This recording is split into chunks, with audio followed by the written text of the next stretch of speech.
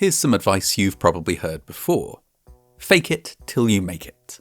What does it mean exactly? Well, broadly, it's encouraging you to have confidence even if you're not quite sure what you're doing. Sometimes that's sensible advice, and sometimes it's really not. Want to be a famous poet? Fake it till you make it. Want to be an airline pilot? Don't fake it, please. Anyhow, throughout history there have been a bunch of people who took this little bit of advice far, far, far too literally. And today I want to talk about one of them. Today I want to talk about Wilhelm Voigt.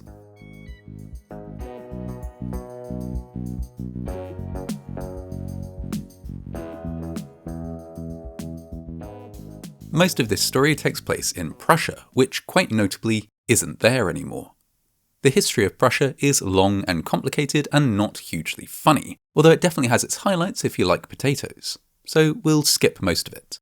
What you need to know is that Prussia was a German state that stretched into what is now Poland and Russia. What you also need to know is that life in Prussia was kind of tough, especially around 1906 when our story begins. Germany had a reputation for being a tad militaristic, and Prussia was especially so. Much of its history had been spent at war. Geographically, it was located in a place that would make anyone nervous, and having a really nice army was also just something that Prussia was really proud of.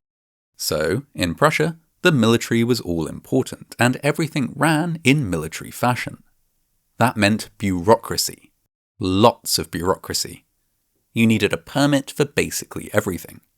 If your request to pop down the shops for a packet of crisps and a can of cola wasn't stamped, sealed and filed in triplicate in the local post office, it wasn't happening. And that was a bit of a problem for the hero of our story, Wilhelm Voigt. He had, shall we say, a few gaps in his CV. Though a shoemaker by trade, he'd fallen into petty crime early on in life and had spent an extraordinary amount of time in prison as a result. He was 57 in 1906, and he might have spent as many as half of those 57 years languishing in a cell. With this on his record, it was pretty difficult to get the necessary permits to, for example, work. And if you didn't have a job in Prussia in 1906, you'd have a hard time getting a permit to do pretty much anything else. If he was ever going to leave his criminal ways behind him, Wilhelm needed to secure a permit. This was a tough gig, but Wilhelm had noticed something. He had noticed the power of a uniform. In militaristic, by-the-rules Prussian society, life looked a lot easier for those in uniform. Doors opened for them, usually because people not in uniform were anxiously rushing around opening said doors because they'd seen a person in uniform. Being a high-ranking officer, thought Wilhelm, would be about as good as having any number of stamps and permits. If you were a high-ranking officer, you could do pretty much as you pleased. Opportunities for a 57-year-old shoemaker/petty criminal to be promoted direct to captain were thin on the ground, and so he took a different tack when it came to securing his rank. He paid for it. Specifically, he paid for it in a second-hand shop. Several second-hand shops, in fact. No one shop would sell a complete captain's uniform, but from one he got the boots, another the coat, and so on and so forth, until he had the whole ensemble. Yes, it was a bit shabby, but it would do the job. On the 16th of October 1906, he donned his piecemeal uniform, gave his boots a final polish, and stepped out onto the streets of Berlin. Mere minutes later, he encountered 4 soldiers on their way back to their barracks after a hard day's soldiering. "You there," he barked, but in a better German accent than me. "Fall in and follow me. I have a job from the High Command, the Kaiser himself." Well, he said something like that anyway, and he said it convincingly because the soldiers fell in behind him and immediately started following his orders. You can't blame them, really. Since time immemorial, armies have functioned on the precept of strongly discouraging lower-ranking privates from questioning a superior officer's orders. Wilhelm started marching them to the train station, stopping off at a shooting range on the way to requisition 6 more soldiers who were doing soldier stuff there.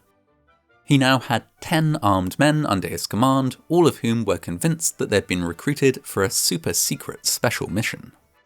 To the train station they went, and hopped on a train to the small town of Kopenick.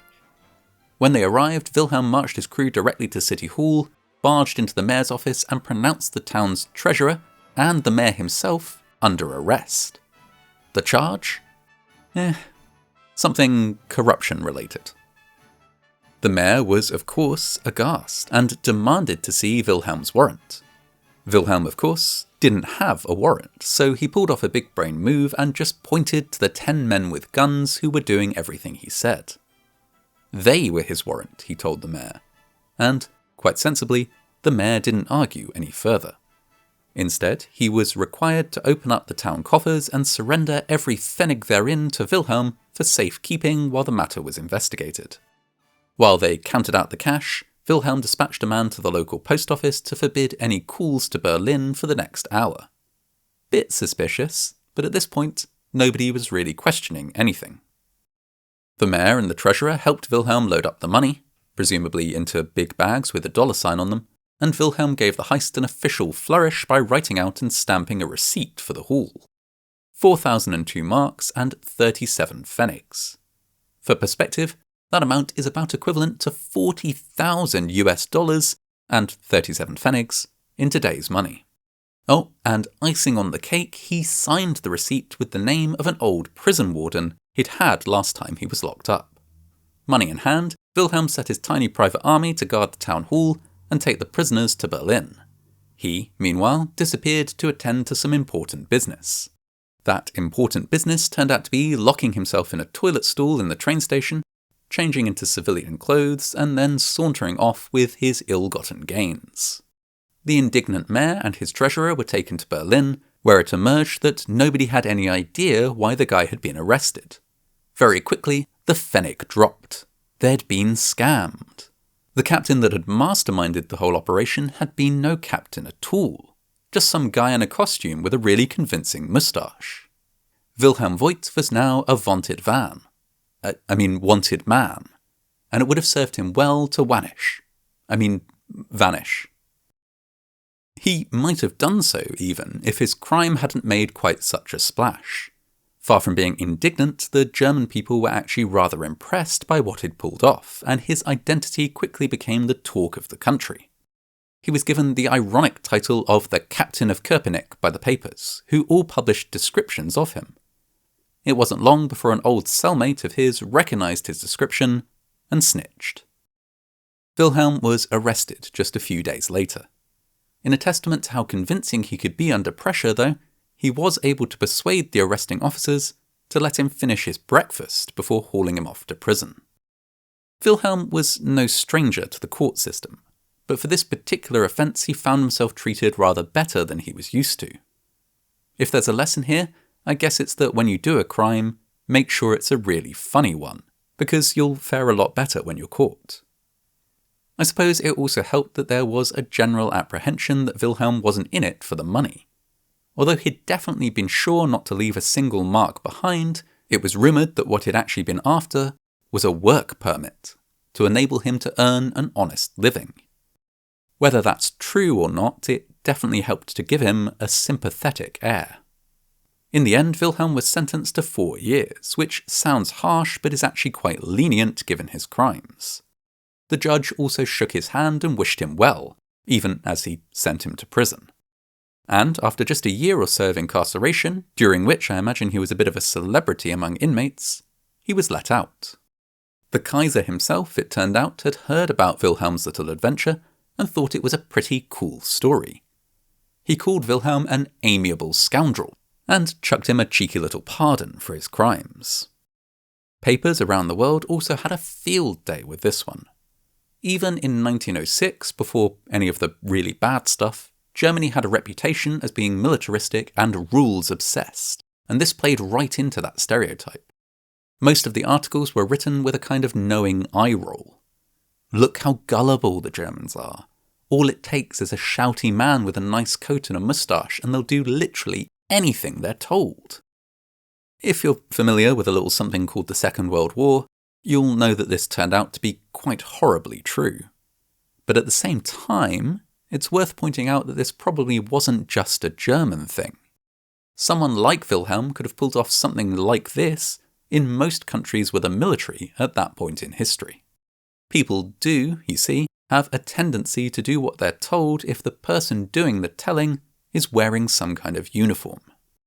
Don't believe me? Try strapping on a high-visibility vest sometime and you'll see this in action. This little life hack, by the way, is 100 times more powerful if you're carrying a ladder. Anyway, Wilhelm had been pretty clever about his scheme. He carried out his takeover in little increments.